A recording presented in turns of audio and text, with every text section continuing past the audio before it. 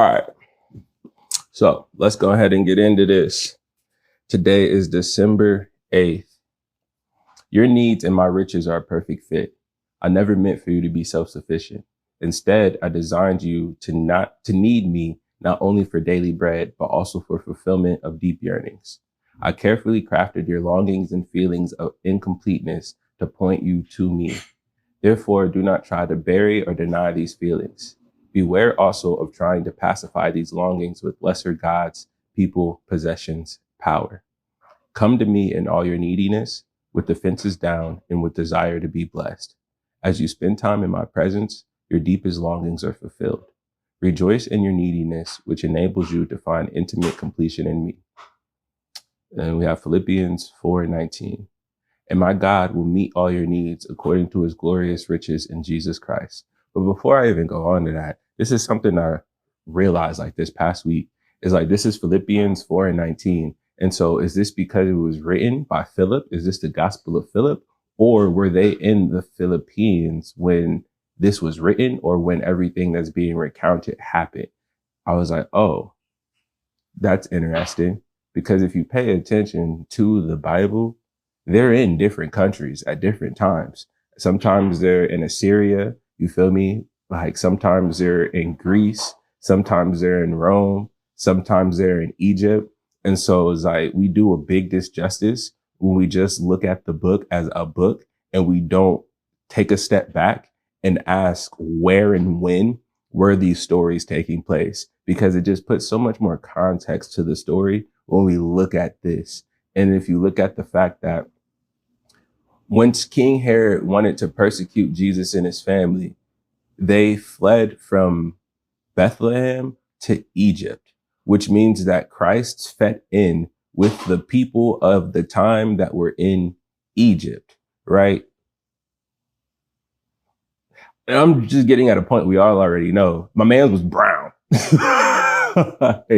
But if you take off any preconceived notion and you just put into context what it's literally saying, you'll be like, oh, wow. Okay, bet. So let's just keep going. Colossians 2:2-3.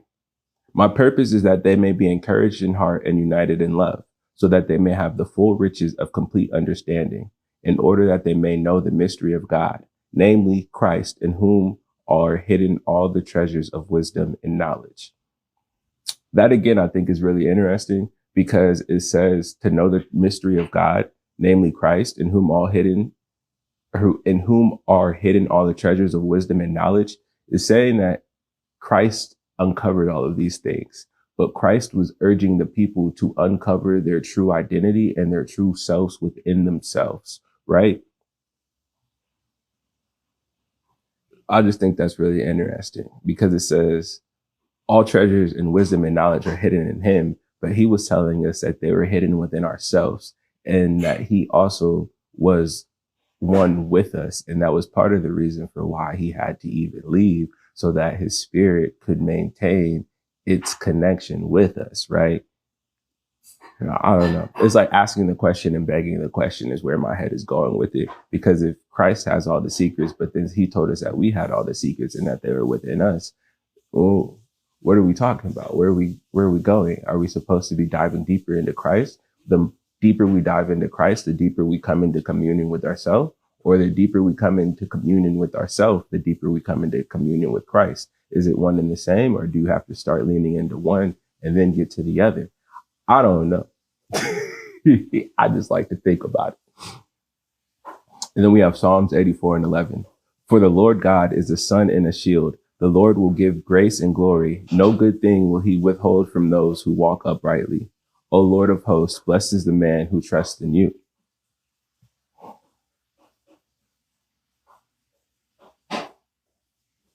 So your needs and my riches are a perfect fit. I never meant for you to be self-sufficient. Instead, I designed you to need me, not only for daily bread, but also for fulfillment of deep yearnings. And so this first two sentences, I like to just think of the idea of a parent, right, and a child, because a good parent is going to allow their child to figure out their autonomy and to be independent, right? But at the same time, a parent knows that even though this 8-year-old is asking to dress themselves and make their own food, there's only so much that they're able to do of their own accord. So I'm still necessary, right?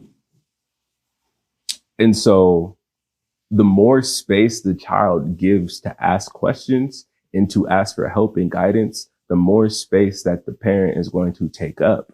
But if the parent is trying to allow the child to have their autonomy and figure out what it is they're supposed to be doing and how to do it, the parent is going to step back, right? Until the child asks for help again. And it's no different with us and God.